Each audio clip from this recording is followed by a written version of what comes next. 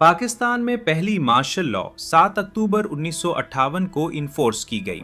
इससे पहले मुल्क के हालात इंतहाई खराब हो चुके थे।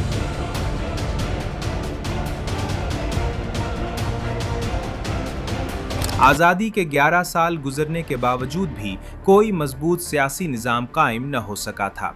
वज़ीर आज़म बार बार तब्दील हो रहे थे, असम्बलियाँ टूट रही थीं और 1956 के आइन के बावजूद सियासी क़यादत आपस में लड़ाई में मसरूफ़ थी।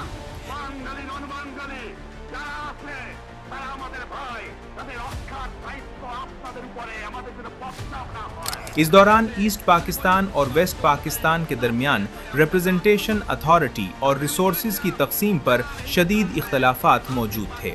सियासी लीडर एक दूसरे के खिलाफ साजिशों में मसरूफ थे, करप्शन आम थे और एडमिनिस्ट्रेटिव मशीनरी कमज़ोर हो चुकी थी।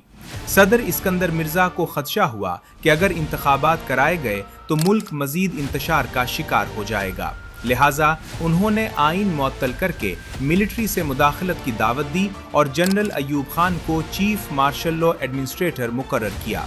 लेकिन जल्द ही जनरल अयूब खान ने सारे मुल्क की अथॉरिटीज कब्जे में ले लिया।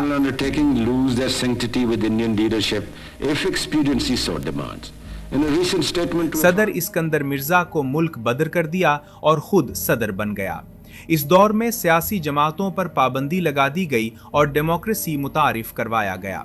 अयूब खान ने अपनी हुकूमत को जायज साबित करने के लिए तरक्याती मंसूबे शुरू किए, इंडस्ट्रियल डेवलपमेंट पर जोर दिया और नया आइन लाने का ऐलान किया। बिलाखिर 1962 में नया आइन इन्फोर्स किया गया, जिसके जरिए रस्मी तौर पर मार्शल लॉ खत्म कर दिया गया। ताहम इक़्तिदार अब भी अयूब खान के कब्जे में रहा। बाद में महंगाई, political pressure, student movements, labour protests और ईस्ट पाकिस्तान में गवर्नमेंट पर जोर बढ़ने लगी। 1965 की जंग के बाद हालात मजीद खराब हुए और अवामी मुखालिफत शिद्दत इख्तियार कर गई।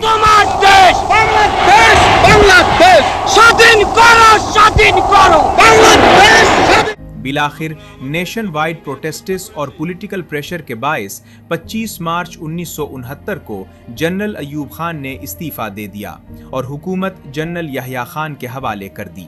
इस तरह अयूब खान का दौर खत्म हुआ और पाकिस्तान दूसरे मार्शल लॉ के दौर में दाखिल हो गया। पाकिस्तान में दूसरी मार्शल लॉ 25 मार्च 1969 को नाफिज की गई।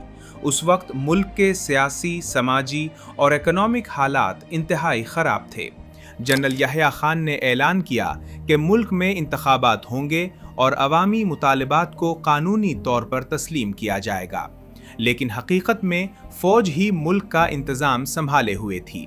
इस दौरान ईस्ट पाकिस्तान में अवामी लीग की क़यादत में अवामी तहरीकें मज़ीद तेज़ हो गईं, जिससे मुल्क में सियासी डिस्ट्रीब्यूशन बढ़ गया। दूसरी मार्शल लॉ 20 दिसंबर 1971 को ख़त्म हुई, जब जनरल यहया खान ने इक़्तिदार जुल्फ़िकार अली भुट्टो को सौंप दिया। इस दौरान मुल्क में सियासी हुकूमत बहाल हुई और ईस्ट पाकिस्तान एक अलहदा मुल्क बनकर बांग्लादेश बन गया, जो पाकिस्तान के लिए बड़ा सानहा था। मिलिट्री इक़्तिदार ख़त्म हो गया, ताहम पॉलिटिकल क्राइसिस और तक़सीम का असर सालों तक बरकरार रहा। ईस्टर्न पाकिस्तान में अवामी मुतालिबात को मिलिट्री पावर के जरिए दबाने की नाकाम कोशिश के बाद मुल्क का बिटवारा अमल में आ गया। सियासी जमातें दोबारा सरगर्म हो गईं। पाकिस्तान में तीसरी मार्शल लॉ 5 जुलाई 1977 से नाफिज कर दी गई, जो 1988 तक जारी रही। ज़ियाउल हक ने 5 जुलाई 1977 को वज़ीर आज़म जुल्फ़िकार अली भुट्टो को इक़्तिदार से हटा दिया और मार्शल लॉ नाफिज कर दिया।